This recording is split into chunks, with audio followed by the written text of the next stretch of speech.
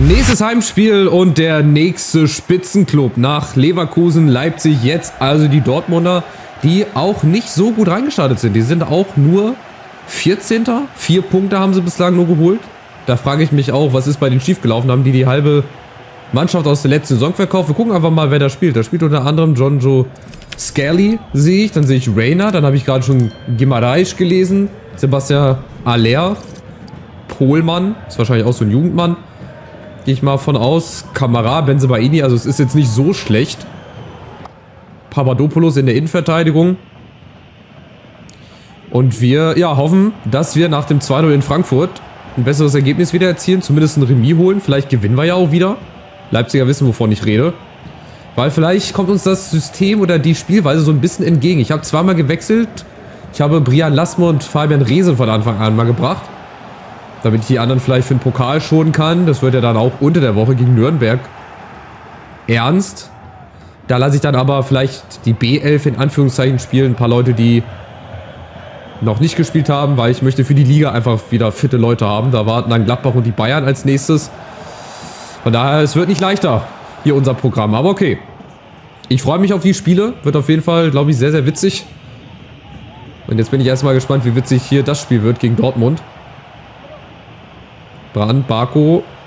Wichtig ist halt, dass die Defensive hier, die muss stehen. Und ja, alles Weitere ist in Gottes Händen. So ein bisschen. Foul von Busio. Gibt es da Elfmeter? Das war aber nicht im Strafraum, oder? Das gibt aber keinen Elfmeter, oder? War das im Strafraum? Boah, das war im Strafraum, oder? Ich befürchte, es gibt Elfmeter. Ja, es gibt tatsächlich Elfmeter. Sebastian Aller. Ist auch wieder so ein Ding wie gegen Frankfurt. Bist du eigentlich schon weg, Schuss ist gewesen und dann machst du einfach die Parade in den Schuss rein und dann kassierst du dadurch das 1-0. Durch Sebastian Aller. Auch wieder total unnötig. Wie so oft eigentlich, wie jedes Gegentor, das völlig unnötig fällt.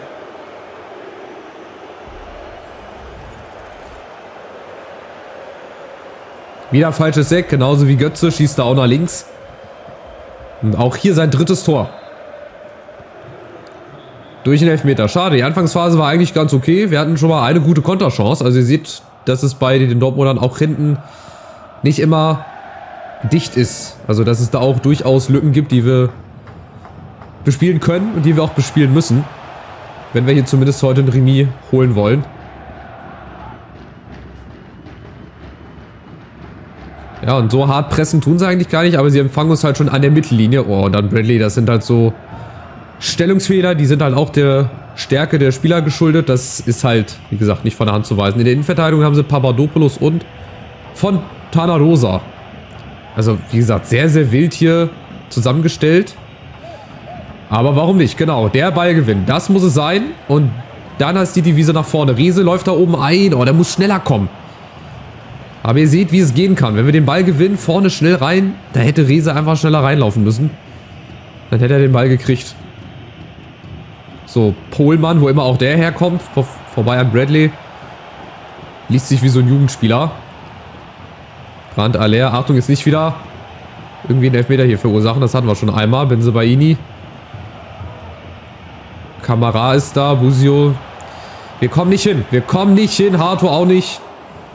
Und dann haben wir hier Urbich hinten, der uns vor dem zweiten Gegentor bewahrt. Ich schleiche mich schon mal vorne mit Barco weg. In der Hoffnung, dass wir den Ball gewinnen. Serda, genau. Und jetzt ist die Bahn frei. Wer ist da? Ja, Kamera, weiß ich nicht, wie schnell der ist, aber der ist bestimmt schnell. Der sieht schon so schnell aus irgendwie. So, ein Busu treibt nach vorne. Lasme läuft ein. Ja, schön gemacht, gut mitgenommen. Das ist die Chance für Brian Lasme gegen Lotka. Also auch Kobel ist nicht hinten drin, ne? Was haben die denn für Kader, ey? Ich bin gespannt, wer bei den Bayern spielt. Und auch bei den Gladbachern, bei unseren nächsten Gegnern. So, Eckball Rese. Wir sind doch da hier. Das muss doch eigentlich schon bald der Ausgleich sein. Und jetzt Nusa, ja, kann sich mal ein Herz nehmen. Und dann braucht er zu lange. Und dann ist Guimaraes da. Das ist es halt. Da fehlen halt die Zehntelsekunden. Da müssen wir einfach schneller sein. Da hätten wir einfach ein bisschen schneller reagieren müssen. Aller, Busio. Kommt da nicht ran. Bensebaini jetzt aufgepasst. Brandt ist da. Abgeblockt. Sehr schön. Busio kommt. Muss er gewinnen? Jawohl. Ist da. Jetzt gibt's. Was gibt's jetzt? Aber abseits. Ja, okay. War abseits. Aber wir halten wirklich gut mit. Das sieht wirklich gut aus. Klar, wenn wir hinten solche Fehler machen, dann wird auch irgendwann das zweite Ding fallen. Das ist ganz klar wieder Urbich. Ich muss aber auch sagen, nach vorne hin sieht das auch nicht verkehrt aus. Also das gelingt uns schon mal besser als gegen die Eintracht. Bisschen flüssiger. Liegt halt auch am Spielsystem des Gegners.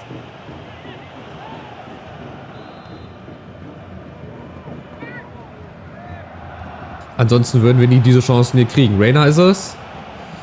Der Chance hier, 1, 2 Leute ausgetrickst, schon wieder Ecke. Ja komm, 3 Ecken, ein Elfer jetzt, oder was? Ich stelle mal auf 4, 2, 3, 1. Wieder Reina, wieder Brandt. Oh, wo spielt er denn den Ball hin? Das ist auch ganz wild, das war bestimmt so nicht geplant. Jetzt aufgepasst, hier die Mitte irgendwie zukriegen. Da ist Fontana Rosa, Innenverteidiger. So, der fehlt jetzt hin. Das heißt für uns schnell umschalten.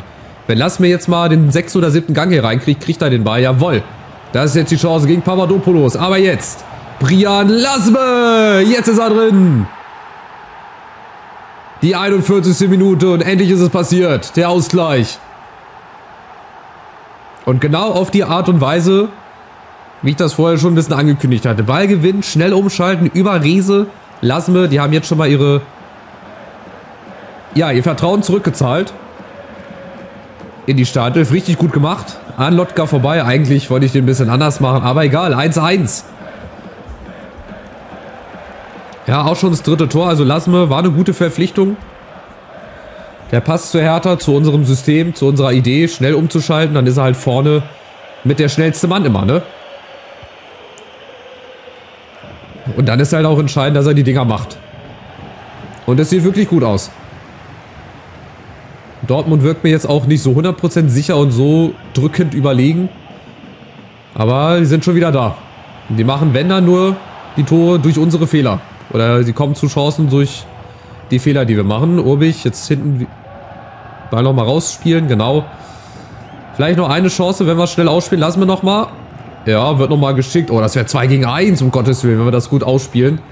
Schade, ihr seht, vorne. Wir wären zu dritt, zu viert gewesen gegen 3 Verteidiger. Das könnte gut ausgehen.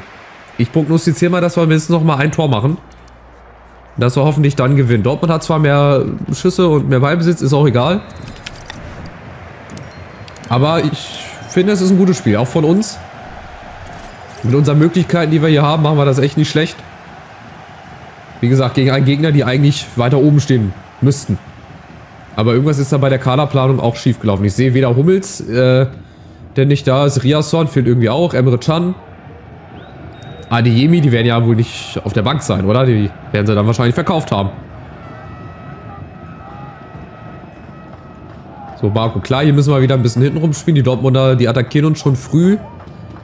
Eigentlich kurz hinter der Mittellinie, aber, oh nee, Kempf muss nach hinten.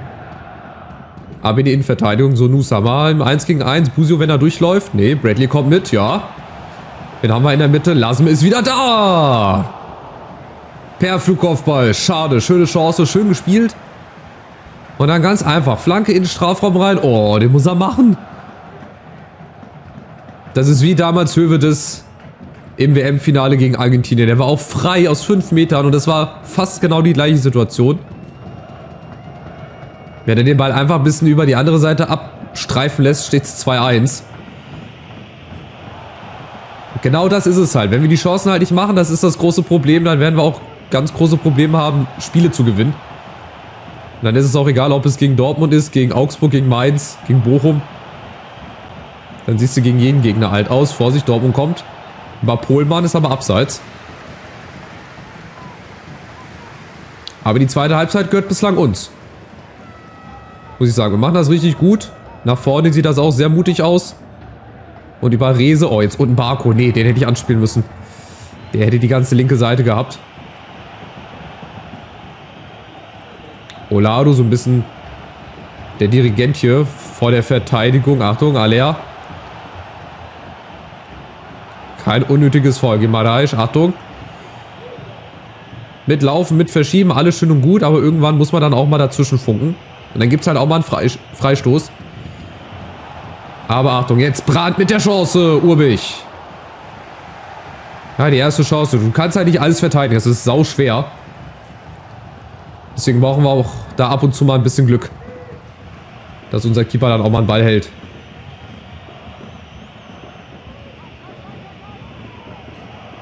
Ja, es ist Dortmund wieder ein bisschen überlegener. Die haben jetzt hier auch reingefunden in Halbzeit 2. Hey, kein Foul. Nee. Du musst nicht alles abpfeifen. Der Schiri. Muss nicht unbedingt alles abpfeifen. Nächster Konter und lassen wir es wieder durch gegen Papadopoulos. Lassen wir mit der nächsten Chance. 2-1. Ja, überragend. Also genau das, was ich mir vorgenommen habe gegen Dortmund, genau das klappt. Das geht wunderbar auf. Langer Ball in die Tiefe, dann lassen wir gegen Papadopoulos und die Schusstechnik war auch nicht von schlechten Eltern. Und auch für Lotka, da auch wieder keine Chance, schön ins lange Eck rein. Ein bisschen per Aufsetzer, ein bisschen über den Spann. Ja, hier die glorreichen 3 vorne. Und Brian Lasme, ey. Spielt von Anfang an, macht direkt 2 Tore. Das stellt natürlich einen Jinma erstmal so ein bisschen in den Schatten. Aber gut, der wird dann wahrscheinlich im Pokal wieder ran dürfen gegen Nürnberg. Schauen wir mal, wenn es jetzt so gut läuft, vielleicht spielen auch Rehse und lassen wir jetzt erstmal von Anfang an.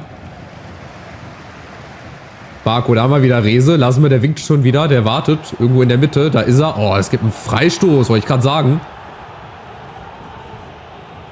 Da war die Grätsche an Rehse. So, jetzt sind wir wieder ein bisschen oben auf. Jetzt haben wir so ein bisschen das Heft des Handelns in der Hand. Gelb für Scarly. So haben wir jetzt einen vernünftigen Freistoßschützen. Gut, Olaro, der kann das vielleicht mal probieren. Mal um die Mauer rum, mal gucken, wie es klappt. Ob es überhaupt klappt. Ich bin gespannt. So, Olaro, komm, 3,5 Balken ungefähr. 71. Minute. Ja, abgefälscht. Schade, wäre aber gar nicht schlecht gekommen. Bin ich der Meinung. Oh, Fehlpass von Rehse. Der sollte eigentlich auch hinten hin. So, jetzt in die Zweikämpfe rein, Busio. Die Dortmunder sind so ein bisschen... Ja, verwirrt will ich nicht sagen, aber das nagt jetzt natürlich. Was ist das für ein Fehlpass? Busio mit der Chance. Und dann gibt es den Elfmeter. Nee, schade. Schiri zeigt Freistoß an. Uidraogo. Muss auch spielen, auch ein Talent, auch eine Option für Nürnberg zum Beispiel. Dann hat Serdar mal eine Pause. Und Daniel Mahlen habe ich auch völlig vergessen. Der ist auch auf der Bank. Also wie gesagt, eine ganz, ganz wilde Zusammenstellung hier. Achtung, Mahlen ist da. Oh, das ist natürlich das, was uns nicht passieren darf. Hier auf dem Bierdeckel ausgespielt zu werden. Das ist ganz, ganz riskant. Aller, was macht er da? Brand über außen. Ja, müssen wir einfach da sein. Achtung, und natürlich auch ein bisschen Glück haben. Aber das haben wir nicht in dem Fall. Der Ausgleich durch Mahlen.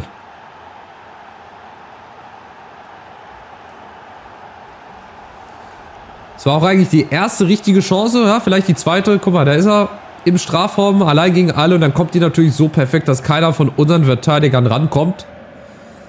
Und dann ist Mahlen da und macht mit seiner ersten Chance den Ausgleich. Und Obich kommt auch zu spät. Ja, das ist bitter. Weil das hätte auch, wie gesagt, nicht sein müssen. Wir waren gut drin. Wir haben das gut wegverteidigt bekommen eigentlich. Und dann doch. Leider. Aber wir haben noch Zeit. Ja, es ist abseits leider. Sind so gut rausgerückt. Wir haben noch Zeit. Jetzt bringen wir mal Forbes für Rehse. Noch mal ein bisschen Geschwindigkeit. Aber ich traue uns auch noch ein drittes Tor zu. Wir haben noch 10 Minuten Zeit. Und ich glaube, die Dortmunder, die riskieren ein bisschen mehr. Das heißt, wir haben jetzt auch Platz. Über Barco, über Forbes, wenn er nicht im Abseits steht. Oh, wir haben so viel Platz. Forbes muss ich Lasme wieder fallen lassen. Macht er nicht. Oh, macht er doch, aber... Da kommt leider niemand dran. So, jetzt die Dortmunder über Karim Adeyemi, der jetzt auch mittlerweile drin ist. Die haben sich die ganzen Cracks für die letzten Sekunden hier aufgehoben. Brandt. Oh, Vorsicht, wieder malen. Barco ist da und es gibt Abschluss, ja. Da waren wir diesmal gut drin. Jetzt kommt wahrscheinlich noch Emre Can. Jetzt kommt Riasson rein. Ja, oder die haben sich gedacht, ach komm, ist ja nur die Hertha. Da schon waren mal ein paar. Aber so leicht ist es halt auch nicht gegen uns. So, lassen wir. Jetzt Forbes, genau. Und der ist weg. Komm, der ist schneller als alle anderen. Uidraogo, Nusa muss da hinten irgendwie mal in die Gänge kommen. Dann hat er Platz. Nusa jetzt aus Spitzenwinkel. Jetzt kommen wir nochmal. Also, ist auch ein sehr ausgeglichenes Spiel heute gewesen, wie ich finde. Das ist ja noch nicht vorbei. Da ist Forbes mit dem Kopf. Aber vorbei. Aber ich habe so das Gefühl, dass hier doch noch was passiert. Egal in welche Richtung. Ich glaube, das 2-2 ist hier noch nicht das Ende. Also ich würde es mir wünschen, wenn wir jetzt noch ein drittes Tor machen. Aber auf der anderen Seite will ich natürlich auch das Remis mitnehmen. Was für uns völlig okay wäre. Vielleicht ein bisschen zu wenig nach dem Spielverlauf, aber es ist ja noch nicht vorbei. Achtung. Oh, jetzt sind wir hinten ein bisschen offen. 4 gegen 3, 4 gegen 4. Achtung, Adeyemi und der Ball bei uns. So, machen wir noch einen Angriff. Urbich, es ist keiner mehr so recht frei. Oh, dann den Fehlpass. Oh, nee. Das hätte nicht passieren dürfen. So, Baku, jetzt vielleicht nochmal die Chance. Nee. Nein. Also, Schlusspfiff 2-2 gegen Dortmund. Es war ein intensives Spiel. Ein gutes Spiel, wie ich fand. 4 Tore. Gleichmäßig verteilt. Ein 2-2, mit dem wir auf jeden Fall besser leben können als Dortmund. Wir bleiben auf jeden Fall erstmal vor Dortmund. Und jetzt geht es weiter im DFB-Pokal gegen Nürnberg. Ja, eigentlich schade. Also wenn man sich so die Statistik anguckt, sind es vielleicht 2 verlorene Punkte. Mehr Schüsse als Dortmund gehabt. Aber wie gesagt, es ist schon gut so, dass wir 2-2 gespielt haben. Wir hätten auch noch verlieren können in letzter Sekunde. Wir hätten natürlich das Ding aber auch noch gewinnen können. Naja, egal. Wir gucken nochmal hier Jugendmannschaft. Dann müsste es jetzt auch, glaube ich, gleich die nächsten Scouting-Updates geben. Nach wie vor unverändert Fabian Petit, Ludovic Peltier, die kriegen alle eine gute Gesamtstärke. Die müssen halt entweder irgendwann verliehen werden oder müssen halt auch bei uns mal irgendwann spielen.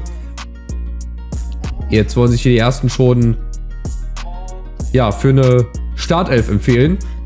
Gegen Nürnberg, der werden wir auf jeden Fall. Also die Innenverteidigung werden wir wechseln. Ich guck mal, was wir theoretisch machen können. Im Vorausblick natürlich auch auf das Spiel gegen Gladbach. Da können wir zum Beispiel Sforza reintun. Das ist auch noch ein guter, entwicklungsfähiger Mann. Uedraogo ist eine Option, wenn ich vielleicht 4-2-3-1 beginne. Gut, Innenverteidiger machen dann wahrscheinlich Ledley King und ja, muss ich halt leisten. Oder kann Sforza, der könnte auch Innenverteidiger? Nee, glaube ich nicht. Kann hier vielleicht einer noch Innenverteidiger? Ja, nee. Egal, wir kriegen das hin. Dann haben wir noch Maudida zum Beispiel. Miller kann auch immer mal spielen. Niederlechner, Tabakovic. Also wir haben schon auch eine gute Truppe, die vielleicht gegen Nürnberg das schaffen sollte. Ich bin sehr, sehr gespannt. Wir gucken jetzt nochmal kurz auf die Liga. Und ich sage euch schon mal, wenn es euch gefallen hat, lasst wie immer gerne einen Daumen nach oben da, ein kostenloses Abo. Wir sind 4 Punkte vor Platz 16, wir sind 9. Und ich glaube, bislang haben wir eine richtig gute Saison gespielt. Gladbach ist oben, Bayern, also die ersten beiden. Das wird auf jeden Fall eine richtig, richtig schwere Aufgabe. In den nächsten Spielen, die gehen wir aber an, gemeinsam. Und dann gucken wir, was am Ende bei rumkommt. Also, macht's gut, bis zum nächsten Spiel. Ciao, ciao.